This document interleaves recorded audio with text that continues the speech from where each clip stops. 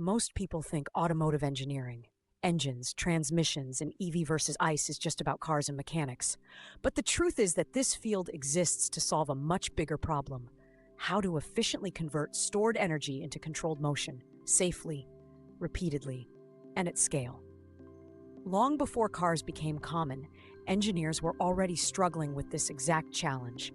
To see this clearly, imagine a simple everyday situation where you press the accelerator pedal. Instantly, energy stored somewhere, fuel in a tank or electricity in a battery, is released, controlled, multiplied, and finally delivered to the wheels. Without realizing it, you've triggered a complete energy conversion and power transmission system, working in perfect coordination. What's actually happening here is straightforward.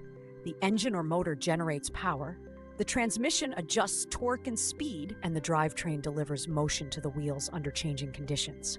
In internal combustion engine, ICE vehicles, chemical energy from fuel is converted into heat and then mechanical work.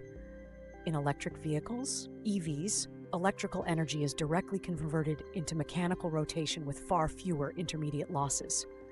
This same logic defines the difference between ICE and EV systems. ICE vehicles rely on complex engines, gearboxes, and exhaust systems, while EVs use electric motors, power electronics, and battery management systems. EVs are simpler mechanically, more efficient in energy conversion, and easier to control digitally, while ICE vehicles still dominate where fuel infrastructure, range, and refueling speed matter. The foundation of automotive engineering was laid by pioneers like Carl Benz, who demonstrated that powered vehicles could be practical, repeatable, and scalable. Over time, this evolved into modern automotive engineering, combining mechanics, thermodynamics, electronics, software, and now artificial intelligence. Today, automotive engineering is rapidly shifting. EVs, autonomous systems, regenerative braking, and AI-driven control are redefining how vehicles are designed and operated.